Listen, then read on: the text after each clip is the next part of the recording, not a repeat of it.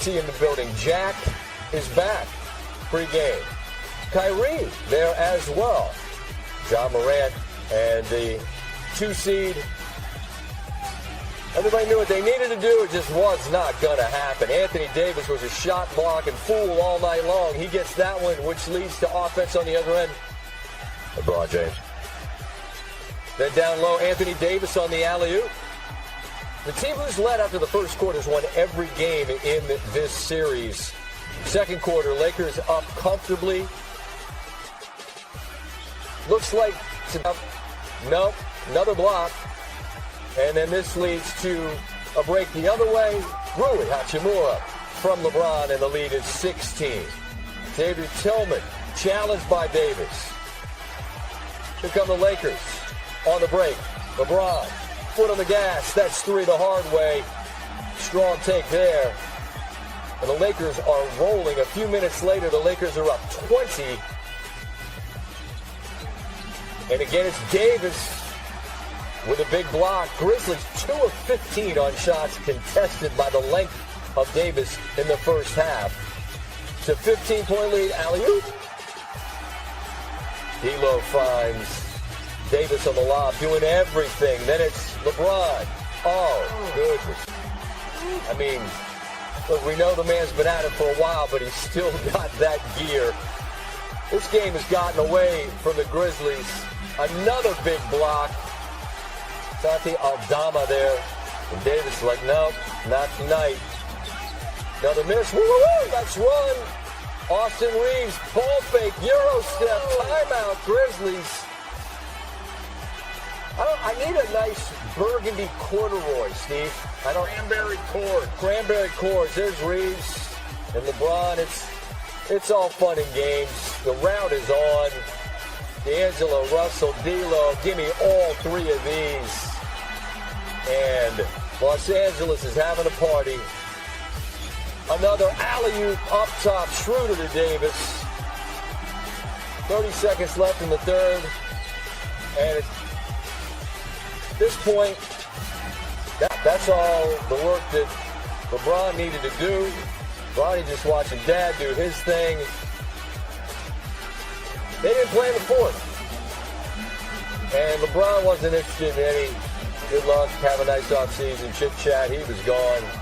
Davis and Morant sharing a word when it's over. And 3 little things on a big Laker win.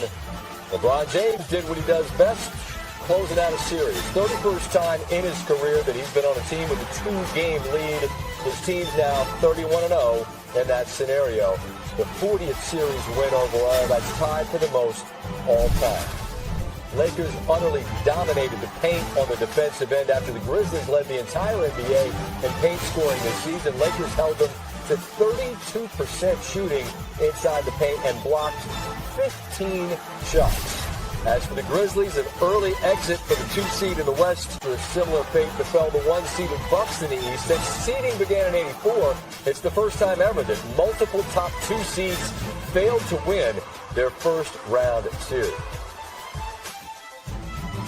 You see the Lakers since the All-Star break. Been a number of incarnations of this team. You're allowed to change. We've learned through the years. If you want to bury LeBron James' squad, you do so at your own peril because they can change. And you see their ranks in the West. Defense, a big part of the turnaround. After the blowout victory, LeBron James and the mentality the Lakers brought to the game Friday night. That was definitely a Game 7 mentality for us. We understood that we had an opportunity to play in front of our fans and we want to try to end it tonight. We came out with a disposition, with a next play man, and even when we made mistakes, we brushed it off right away and moved on to the next play.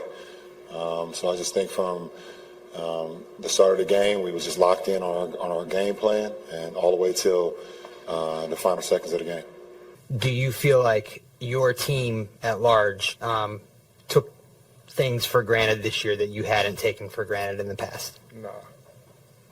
Okay, Dez and Taylor had talked about they thought that was the case, that maybe last year everybody was a little more locked into the moment, and this year that just some things were expected and. Yeah, people have different opinions. Okay. Okay. I don't know what you want me to say. Like, you asked me, I said no. If, they felt like that, then, that's, their opinions. But, we here. Definitely got to be better, though. The Lakers on a quest for Title 18, but the Grizzlies, what exactly, Stephen A., is at stake tonight for the Lakers? Well, for me personally, I think it's not just this season. I think it's the LeBron James era in L.A. I think if they find a way to win this series, who knows what the possibilities are. But if you fade and end up letting the Grizzlies come back from a 3-1 deficit, then it shows me something about what you simply don't have anymore collectively. And as a result, I don't think we'll be talking about the Lakers in this light ever again in the LeBron James era in Los Angeles. That's how important I think this game is, because I don't think they go back to Memphis and win a Game 7. I don't believe that you surrender the momentum to Ja Morant, Desmond Bane, and those boys, and you go back to Memphis. If you're going to beat Memphis, you have to close them out tonight.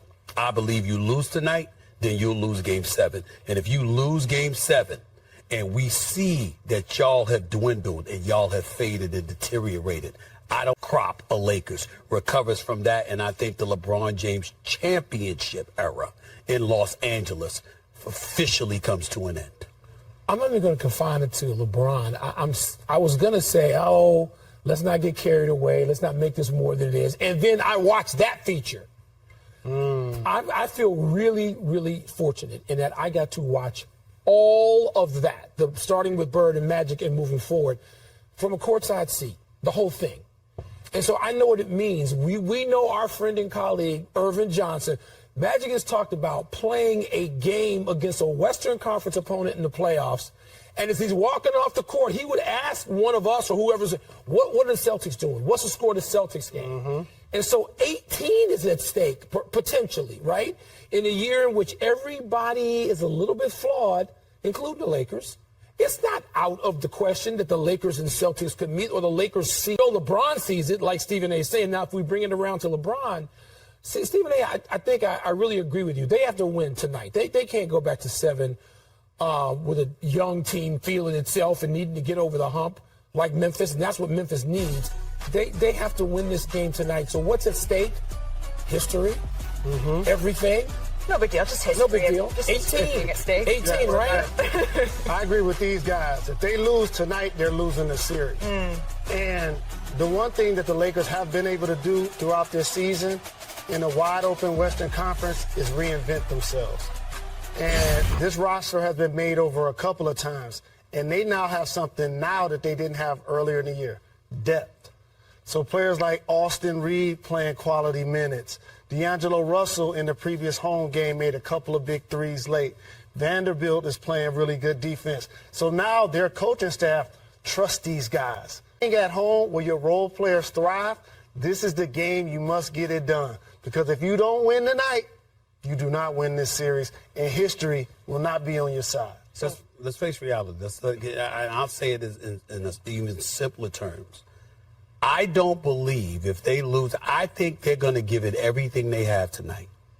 I don't believe they'll have anything left Sunday. And that's why I feel as adamant as I do that this is it, not just for this series for them. But you mean physically and emotionally? I don't think they have it. I don't think they have it. I don't think they'll have it to win a Game 7. And if you don't win a Game 7, remember all the teams we're talking about, they'll be better next year. Kevin Durant and Devin Booker ain't going to be better next year. Denver's not going to be better next year.